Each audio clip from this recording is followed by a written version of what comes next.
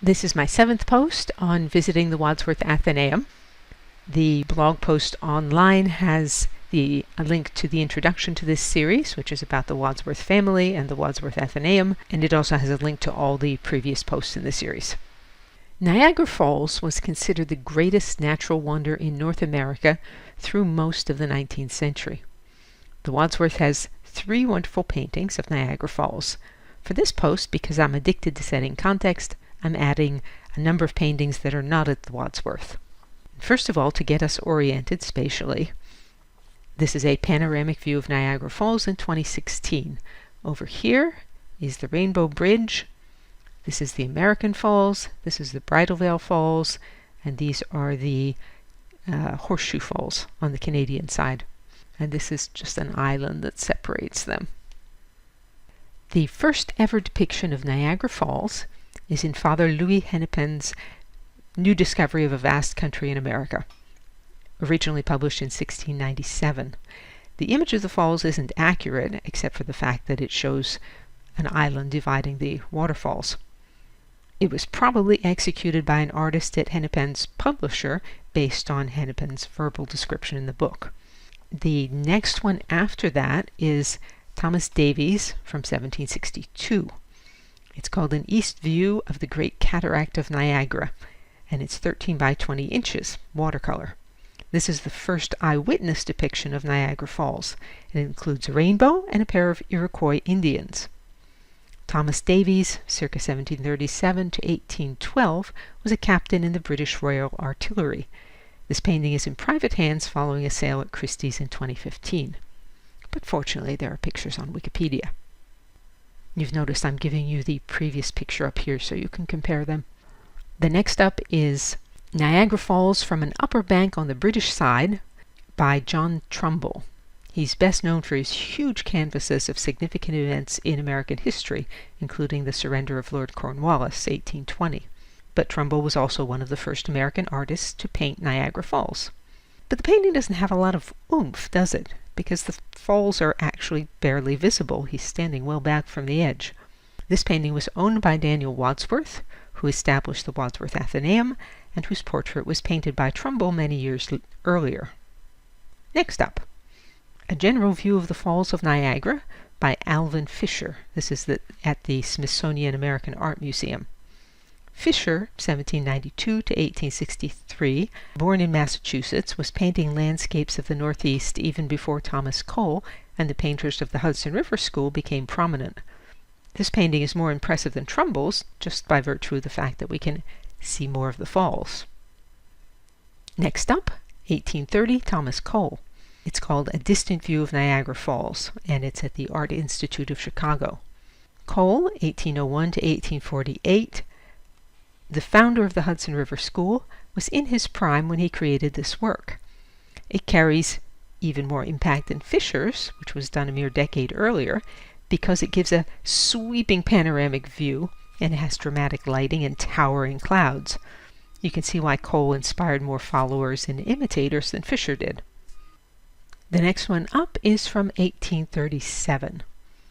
Niagara Falls, a hand-colored print from a steel engraving, is a scant 3.5 by 5.5 inches, but the point of view, shown from way down here, conveys a sense of the size of the falls and the power of the cascade that we didn't get from the earlier pictures.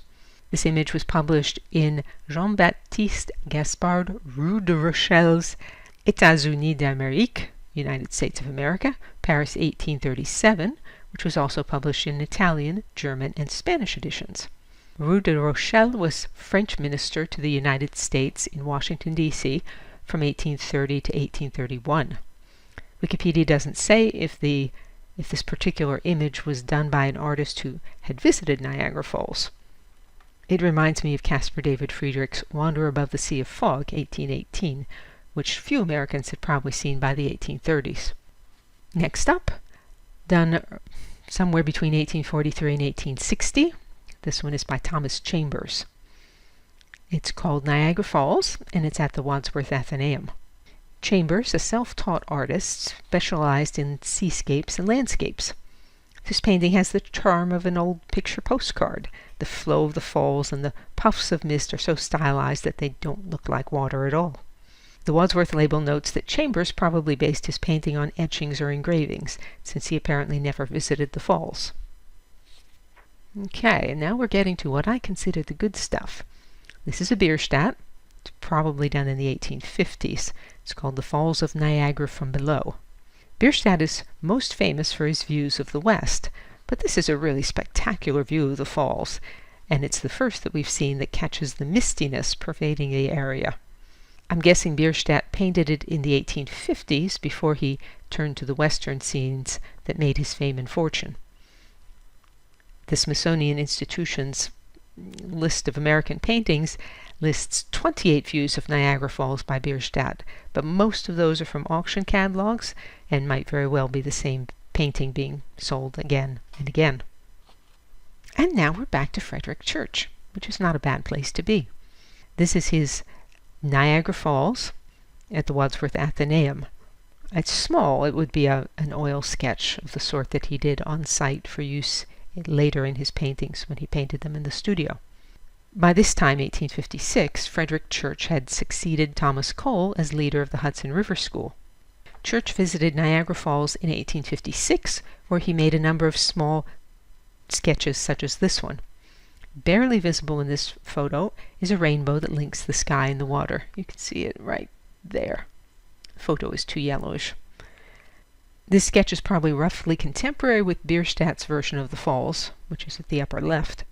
Like Bierstadt, Church has chosen a dramatic point of view, and he has tried to show the characteristic behavior of water as it falls over. Next up, another Frederick Church. His Niagara is 40 by 90 inches. It's at the National Gallery of Art in Washington. In this painting, using studies that he did on the site in 1856, such as that one in the upper left, Church became the first to depict Niagara Falls on a monumental scale. The canvas is about 7.5 feet wide.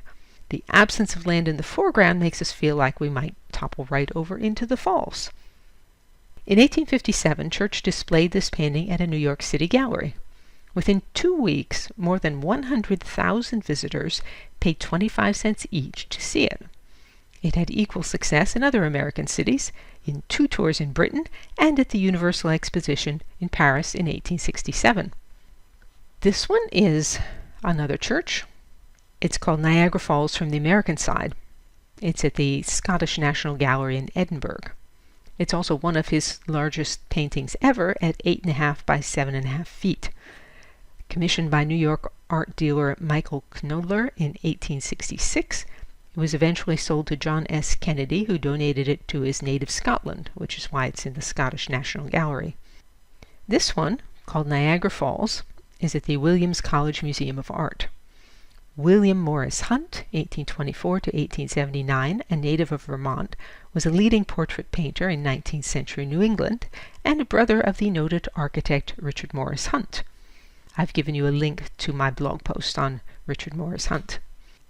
William Morris Hunt was commissioned to paint Niagara Falls for the New York State Capitol Assembly Chamber. So taken was he with Church's 1857 view, that's the lower left, that he chose the same vantage point and nearly the same size canvas.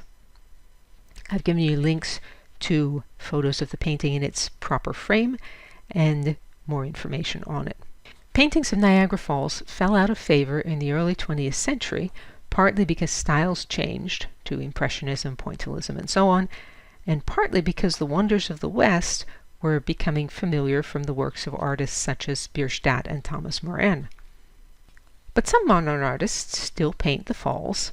Of those that I've run across, my favorite is this one. I'm giving it to you in a very small version in hopes that it doesn't infringe the artist's copyright. And you should go see it on his website because it's a larger size.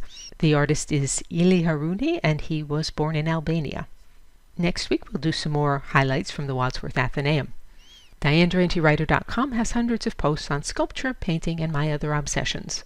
To join my free Sunday recommendations list, visit the URL that's on the screen or email me. And you can say, "Well done, Diane," or support my work and receive rewards by means of the tip jar on dianeduranteWriter.com. Thanks as always for listening.